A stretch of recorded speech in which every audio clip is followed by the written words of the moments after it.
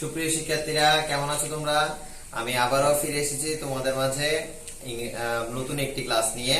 আজকে আমরা করব ট্রান্সফরমেশন অফ সেন্টেন্সের অ্যাসার্টিভ টু ইন্টারোগেটিভ নিয়ে। অ্যাসার্টিভ টু ইন্টারোগেটিভ এর আজকে প্রথম অংশের ক্লাস। আজকের ক্লাসটিও আমি মূলত সাজিয়েছি আমাদের সব জেএসসি পরীক্ষার্থীদের নিয়ে। আমরা এই অ্যাসার্টিভ টু ইন্টারোগেটিভ নিয়ে দুইটি ক্লাস দিব। তার প্রথম ক্লাসে আলোচনা করব কিছু সহজ সূত্র, দ্বিতীয় ক্লাসে গিয়ে আমরা আরো অনেকগুলো সূত্র নিয়ে আলোচনা করব। চলো আজকে আমরা ক্লাসে ফিরে যাই।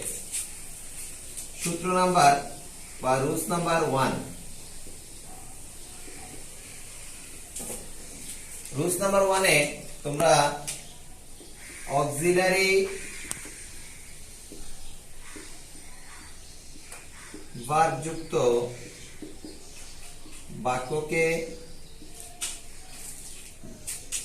কিভাবে ইন্টারোগেটিভে রূপান্তর করতে হয়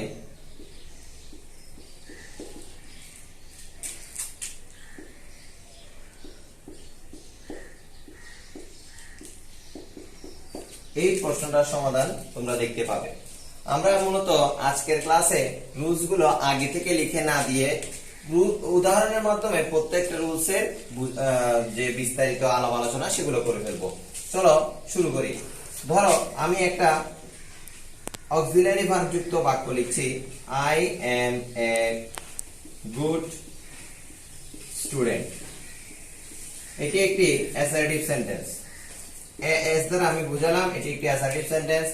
তোমরা জানো আমি এখানে লিখেছি অক্সিলারি ভার্ব যুক্ত বাক্য। এই বাক্যে অক্সিলারি ভার্ব হচ্ছে এম।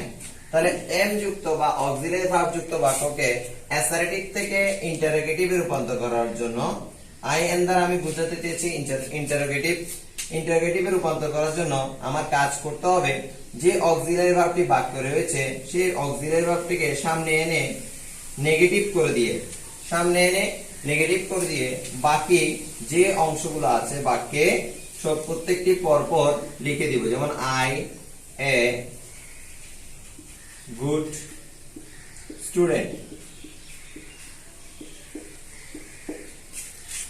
এখানে তোমরা খেয়াল করবে অ্যাসার্টিভ সেন্টেন্সটিতে অর্থ দাঁড়িয়েছে I M a good student, আমি একজন ভালো শিক্ষার্থী। ইন্টারোগেটিভ সেন্টেন্সে অর্থ দাঁড়িয়েছে am not I a good student, আমি কি ভালো ছাত্র নই। তোমরা প্রথম ক্লাসটি দেখে থাকলে জেনেছো যে ট্রান্সফরমেশন অফ সেন্টেন্স করার সময় কখনো অর্থের পরিবর্তন করতে পারবো না।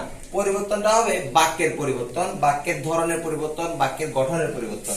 ঠিক তেমনি এখানে আমরা অ্যাসার্টিভ থেকে ইন্টারোগেটিভে রূপান্তর করেছি, ধরনের পরিবর্তন করেছি, অর্থ অনুসারে ধরনের পরিবর্তন করেছি, কিন্তু অর্থের পরিবর্তন করতে পারবো না।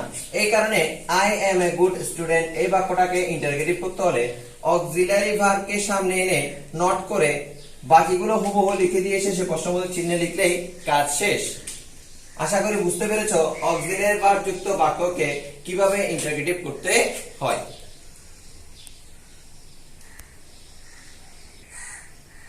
সুপ্রিয় শিক্ষার্থীবৃন্দ, এবার আমরা এসেছি রুলস নাম্বার 2 এ।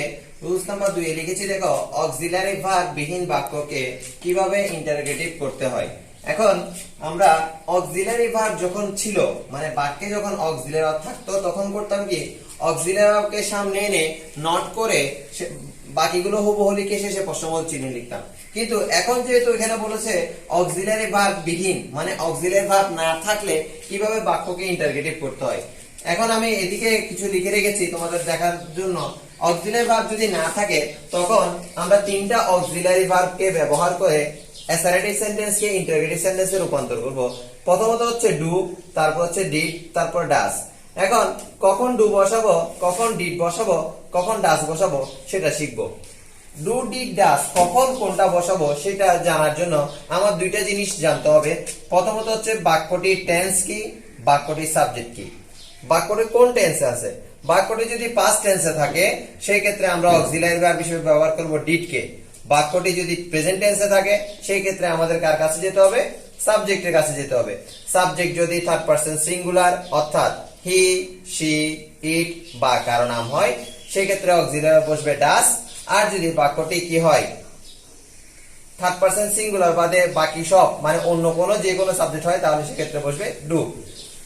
তোমাদের বোঝার সুবিধার্থে আমি দুইটা উদাহরণ লিখেছি। দেখো অ্যাসার্টিভ সেন্টেন্সে যদি একটা বাক্য লিখেছি রহিম বট a pen, Rahim bot a pen, রহিম একটি কলম কিনেছিল, রহিম একটি কলম কিনেছিল। যেহেতু এখানে কোনো অক্সিলারি ভার্ব নাই সেহেতু আমার থেকে ডু ডিড ডাস আনতে হবে। এখন ডু ডিড ডাস এর মধ্যে কোনটা ব্যবহৃত হবে সেটা জানার জন্য প্রথমে দেখতে হবে টেন্স। আমি বাক্যটি পড়ে দেখতে পেলাম বা স্ট্রাকচার অনুযায়ী দেখতে পেলাম বাক্যটি আছে পাস্ট ইনডিফিনিট টেন্সে, তাহলে পাস্ট টেন্সে থাকলে বসবে ডিড, পাস্ট টেন্সে থাকলে কি বসবে ডিড। এখন যেহেতু বাক্যটি পাস্ট টেন্স আছে তাহলে এখানে অক্সিলারি বসবে did. Didn't Rahim by a pen, didn't Rahim by a pen. Auxiliary verb did আনছি, নট করছি কেন? অর্থের পরিবর্তন না হওয়ার জন্য। যদি এই বাক্যটা নেগেটিভে থাকতো সেই ক্ষেত্রে আমরা এখানে শুধু ডিড লিখতাম। যদি এই বাক্যটা নেগেটিভে থাকতো এখানে কি লিখতাম? শুধু শুধু ডিড। আচ্ছা, তাহলে এখানে যেহেতু বাক্যটা পাস্ট টেন্সে আছে এই জন্য ডিড নট বসেছি, রহিম লিখছি।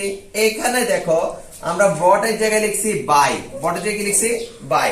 যেহেতু ডিড কে পাস্ট টেন্সের জন্য এনেছি সেহেতু মূল ভার্বের প্রেজেন্ট ফর্ম বসবে। মূল ভার্বের কোন ফর্ম বসবে?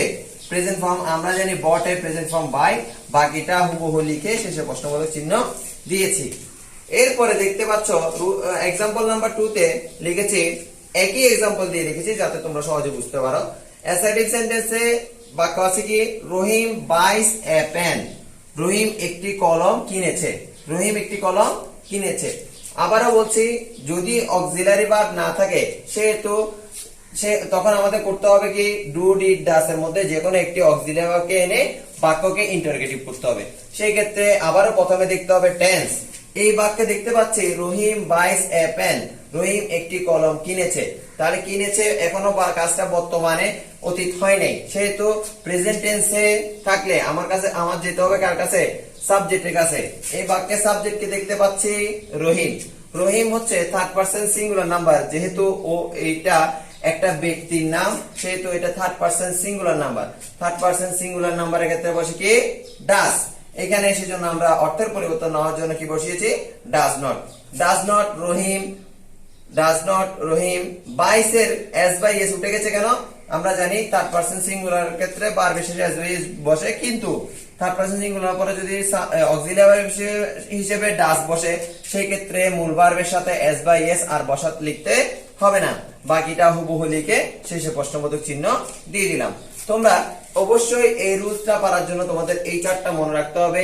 ডু ডিড ডাজ কিভাবে কখন কার সাথে ব্যবহার করতে হয়, চারটা মনে রাখার চেষ্টা করবে।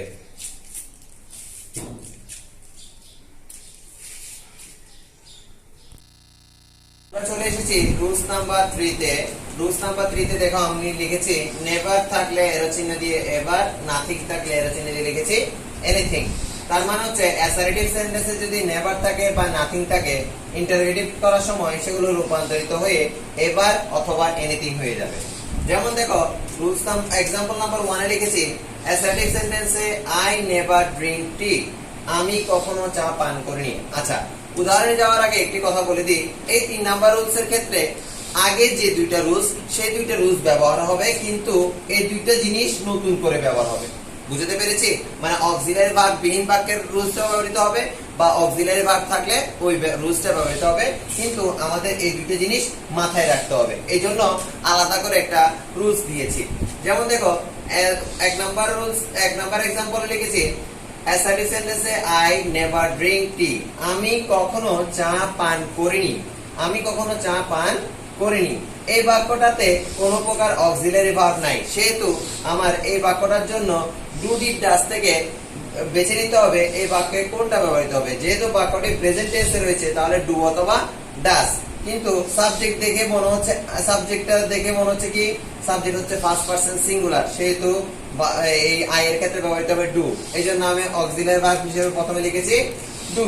ডু আই, নেভারের পরিবর্তে কি লিখেছি এখানে এভার, এই জন্য নেভারের পরিবর্তে এখানে এভার লিখেছি। ড্রিঙ্ক টি, বাকি সব হুবহু লিখে দিয়েছি।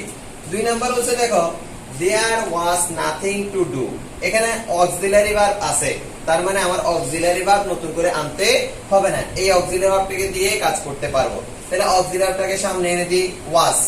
এটা তোমরা মনে প্রশ্ন থাকতে পারে এখানে ওয়াজ আছে কিন্তু এখানে আমরা ওয়াজেন্ট করি নাই কেন? কেন করি নাই? দেখো নাথিং দ্বারা না বোধক অর্থ প্রকাশ করে, এই জন্য আমরা এখানে আর না বোধক করতে পারবো না। যদি এখানে না বোধক আবারও করি তাহলে আমরা অর্থের পরিবর্তন করে ফেলবো, সেহেতু আমাদের উত্তরটা হবে ভুল। এই জন্য এখানে আমি ওয়াজকে ওয়াজ নট করিনি, ওয়াজকে ওয়াজে রেখে দিয়েছি। তাহলে ওয়াজ দেয়ার, নাথিং এর জায়গায় কি বসবে বলেছি? এনিথিং। নাথিং এর জায়গায় এনিথিং, টু ডু হুবো লিখে শেষে প্রশ্নবোধক চিহ্ন। বুঝতে পেরেছি সবাইকে? আশা করি বুঝতে পেরেছি।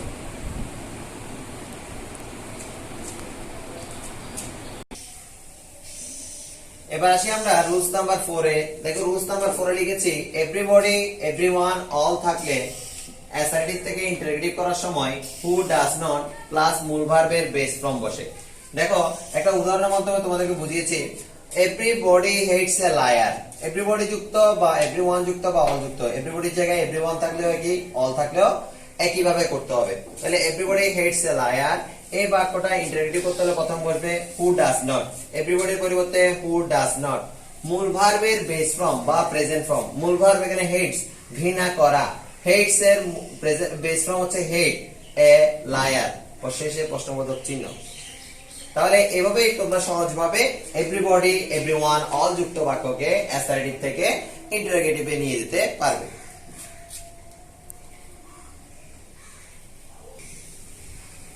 এবার আসো রুলস নাম্বার 4 থেকে আমরা 5 এ চলে যাই। রুলস নাম্বার 5 এ নোবডি, নান, নো ওয়ান থাকলে অ্যাসার্টিভ থেকে ইন্টারোগেটিভ করার সময় হু বসে।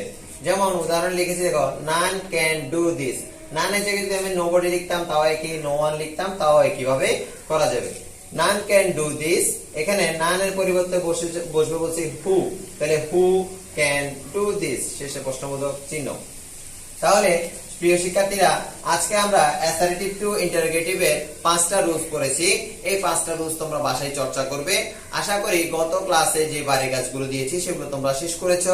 অ্যাফার্মেটিভ টু ইন্টারোগেটিভের যে বোর্ড কোশ্চেন গুলো এক্সারসাইজ করতে বলেছিলাম সেগুলো করেছো। এগুলো এই যে 5টা রুলস আজকে পড়ালাম সেগুলো তোমরা চর্চা করবে।